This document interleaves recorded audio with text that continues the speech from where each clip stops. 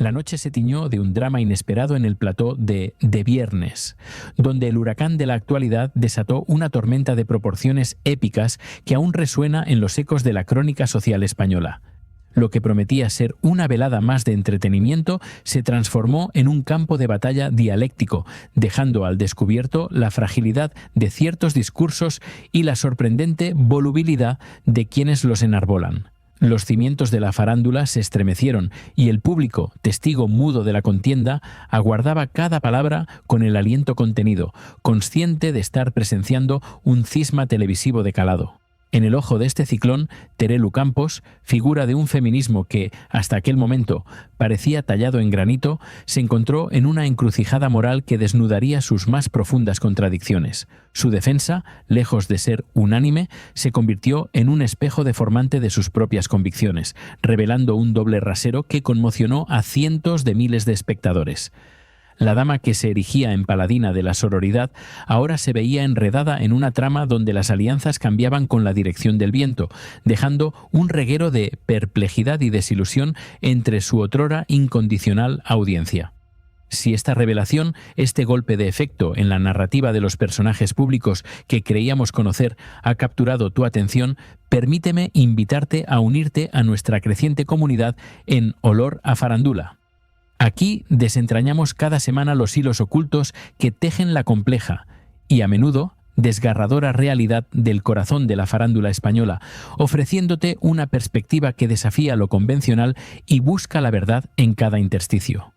Suscribirse es un acto sencillo, una declaración de intenciones que nos permite seguir trayendo la verdad a la luz, alimentando este espacio donde las apariencias son demolidas con la fuerza de la evidencia y el análisis profundo. Antes de que nos adentremos más en este laberinto de acusaciones y defensas que ayer se desató en la pequeña pantalla,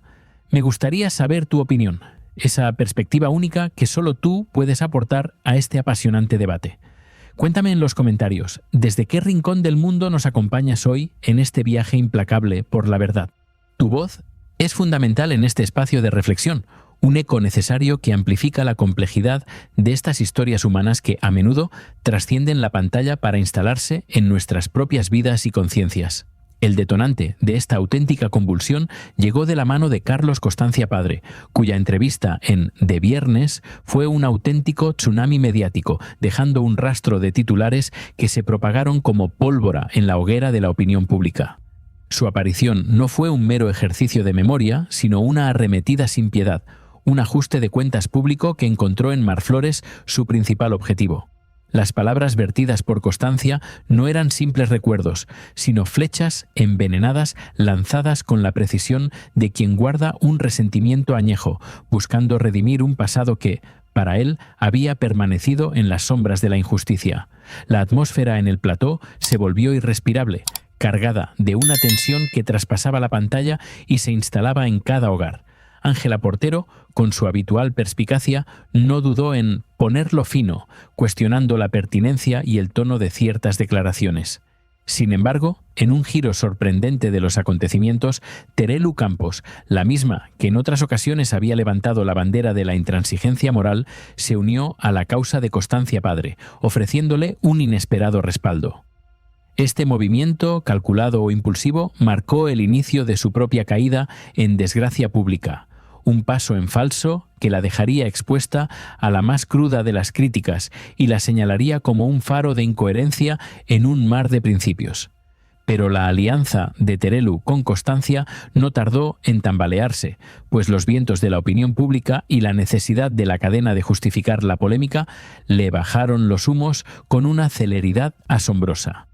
Los propios presentadores, en un intento de salvaguardar la integridad del programa y apaciguar las aguas turbulentas, defendieron buena parte de la actitud de Carlos, arguyendo que todo lo que decía estaba rigurosamente contrastado. Se apelaba a la veracidad, a la prueba irrefutable, para validar un discurso que para muchos rozaba los límites de la decencia y la oportunidad, sumergiéndonos en un dilema ético donde la verdad y el espectáculo se confundían en una danza peligrosa. El punto álgido de la justificación de Constancia se centró en la denuncia que había interpuesto por vulnerar su derecho al honor, tras ser acusado públicamente de ser un maltratador, un estigma que, según él, arrastraba desde hacía la friolera de 33 años. La argumentación de Terelu, entonces, tomó un cariz legalista que chocaba frontalmente con su historial de militancia en otras causas. Afirmó con rotundidad que no podía llamar maltratador ni a él ni a ninguna de las personas que se sienta ahí con el Código Penal y la Constitución en la mano, una frase que, pronunciada en el contexto de la televisión en vivo, resonó con una hipocresía que dejó a muchos boquiabiertos. Es posible, queridos espectadores, abanderar la causa feminista, la defensa de las víctimas y al mismo tiempo esgrimir el Código Penal para justificar la impunidad de un presunto agresor, apelando a la falta de una condena firme? Esta pregunta se clavó como un puñal en la conciencia colectiva, especialmente cuando la mente del público viajó, inevitablemente, a los años de su implacable persecución a Antonio David Flores. Durante incontables temporadas, la misma Terelu Campos, junto a sus compañeras de batallas mediáticas, había participado activamente en el linchamiento público de Flores, aplaudiendo su despido de un trabajo sin que existiera una sola sentencia judicial que avalara el presunto maltrato. Era un caso de manual, una herida abierta en la memoria colectiva, donde la vehemencia acusatoria no había necesitado del amparo de la justicia para impartir una condena social fulminante. Que se lo digan a Antonio David Flores y que se lo digan a su amiga Rocío Carrasco, se espetaba desde el corazón del debate, desvelando la profunda contradicción que subyacía en el discurso de Terelu. Rocío, la eterna víctima en el relato de la cadena, había estado años tragándose todo el discurso, un relato de dolor y maltrato que, sin embargo, jamás se tradujo en una condena judicial contra el padre de sus hijos. La doble vara de medir, el feminismo a la carta, aquel que se aplica según la conveniencia y la dirección de la corriente mediática, se hacía dolorosamente evidente ante los ojos de una audiencia que no tardaría en emitir su propio veredicto moral. Este es el clímax de una hipocresía que se desmorona en vivo, una traición a los principios que se habían predicado con fervor hasta ese instante. Como narradores de esta historia sin filtro, nos vemos en la obligación de señalar la delicadeza inherente a utilizar un tema tan sensible como el maltrato y sacarlo a colación 33 años después para avivar las llamas de un conflicto mediático. La verdad, aunque siempre necesaria, debe ser presentada con la solemnidad que merece, lejos de la espectacularización y el uso oportunista. Pero, ¿existe en esta vorágine una verdad absoluta? ¿O es que, como reza el viejo adagio, ni lo hay tan bueno ni lo hay tan malo?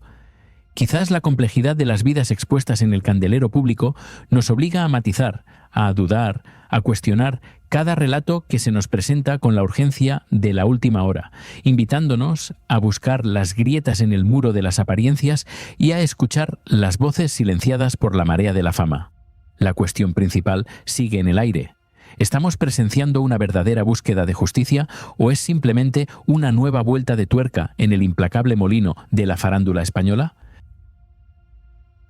La resaca del seísmo televisivo en De Viernes no tardó en dejar al descubierto las profundas grietas en el discurso de aquellos que se erigen como adalides de la moral y la ética en la pequeña pantalla. El rastro de la controversia se extendió, envolviendo a otras figuras que, de una u otra manera, se vieron arrastradas al torbellino de la contradicción. La audiencia, testigo implacable de este desfile de incoherencias, observaba cómo las máscaras de la sororidad y el feminismo se resquebrajaban una tras otra, revelando la intrincada telaraña de intereses y conveniencias que subyace en el corazón de la industria. En esta nueva fase del drama, la voz de María Patiño irrumpió con la fuerza de un rayo, añadiendo una capa más de ironía al ya denso ambiente.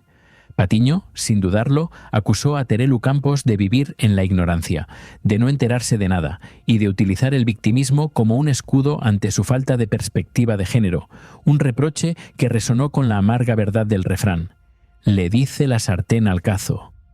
La escena se tornó en un grotesco baile de acusaciones cruzadas, donde nadie parecía libre de culpa, donde la piedra lanzada por uno regresaba inevitablemente para herir al lanzador, confirmando que en este particular universo de la fama los principios eran a menudo meros disfraces. Este despliegue de hipocresía colectiva, donde los juicios morales se lanzan sin miramientos, para luego ser defendidos con una rigidez selectiva,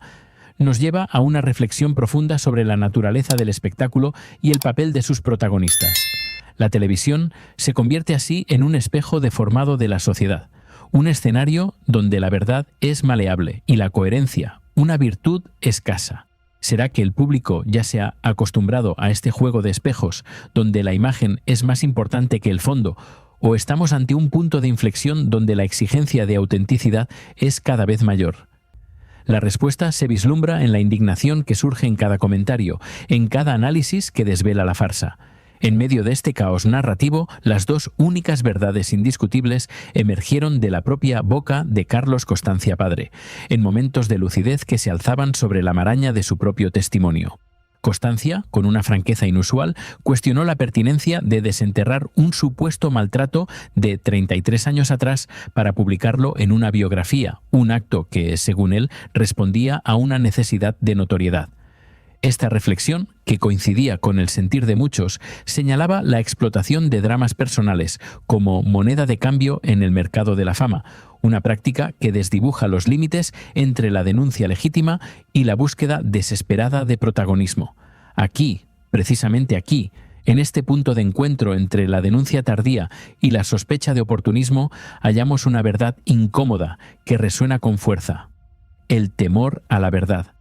La utilización de un relato de hace más de 3 décadas para intentar arruinar la vida de alguien, para tildarle de maltratador sin una sentencia judicial que lo respalde, es una barbaridad que nadie debería tolerar. La presunción de inocencia, pilar fundamental de cualquier sociedad justa, parece diluirse en el fragor de la batalla mediática, donde la reputación puede ser demolida sin el amparo de la ley, dejando a las personas desprotegidas ante la voracidad del juicio público. Fue Ángela Portero quien, con una maestría digna de admiración, se encargó de hacerle un traje a Constancia padre, dejándolo acorralado en pleno directo con un arsenal de hemeroteca implacable. Sus palabras, que recordaban actitudes y declaraciones desafortunadas de Carlos sobre la Guardia Urbana y su injerencia en asuntos que parecían ajenos a él, desnudaron la inconsistencia de su discurso y la doble vara con la que juzgaba a los demás. Fue un momento de justicia televisiva, donde la memoria del pasado confrontó la retórica del presente, demostrando que la verdad, por más que se intente manipular, siempre encuentra el camino para salir a la luz, a menudo de la mano de aquellos que se atreven a desenterrarla. Pero la gran pregunta que se cernía sobre el plató, el verdadero mazazo moral, era por qué Terelu Campos no había desplegado la misma ferocidad inquisitoria hacia Constancia que había reservado para Mar Flores. ¿Por qué aquella doble vara de medir? Su ataque sin piedad a Paola Olmedo, exnuera de Carmen Borrego, a quien acusó de fracaso en su negocio y de dejar a su sobrino pagando los platos rotos, contrastaba brutalmente con el trato deferente hacia Constancia, a quien había defendido bajo el amparo de la ley. Esta selectividad en la crítica, esta conveniencia en la indignación, pintaba un retrato desolador de un feminismo de salón, un feminismo que se aplica según la cercanía familiar o el interés personal, la sombra de Alejandra Rubio, hija de Terelu, y la influencia de El Pulseras, la pareja de Alejandra, planeaban sobre la actitud de la colaboradora, sugiriendo una libertad coartada, una opinión censurada por la necesidad de mantener la armonía familiar. ¿Cómo podía Terelu exigir a Mar Flores no escribir sobre su hijo, mientras ella misma había participado en la demolición de la imagen de Antonio David Flores, padre de los hijos de Rocío Carrasco, sin que existiera una sola condena judicial? La sororidad, esa bandera que tantas veces había ondeado, se convertía en un mero adorno, una promesa vacía que se desvanecía ante los intereses de su propio clan, dejando al descubierto la cruda realidad de un egoísmo disfrazado de principios. El testimonio de Paola Olmedo, ex de José María Almoguera, fue un auténtico fichaje de oro, una bomba informativa que destapó secretos familiares celosamente guardados, revelando la verdadera cara de las relaciones entre los Campos y sus allegados. Olmedo desveló, entre otras cosas, que fue ella quien facilitó la primera foto del nieto a Carmen Borrego para que madre e hijo pudieran retomar la relación, una verdad que desmentía la imagen idílica de unión familiar que tanto se había proyectado. Su historia, cargada de detalles íntimos y revelaciones impactantes, se postula como un oro puro para futuros programas, una fuente inagotable de drama y controversia que apenas ha comenzado a explorarse, prometiendo un nuevo capítulo en la saga de los Campos.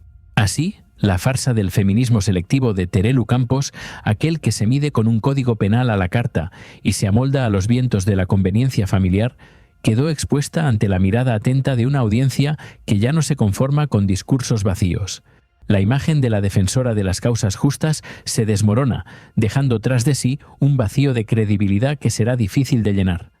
¿Podrá la televisión pública, Radio Televisión Española, la misma que en su búsqueda de rating y polémica parece premiar la incongruencia, dar cabida a un relato tan desgastado y contradictorio? La respuesta no tardará en llegar y el juicio final, el de la audiencia, será implacable. Es en este punto de inflexión, en este desenmascaramiento de las apariencias, donde reside la verdadera esencia de lo que buscamos desentrañar en Olor a Farándula. No se trata solo de señalar contradicciones, sino de comprender las complejas dinámicas que mueven el mundo de la fama,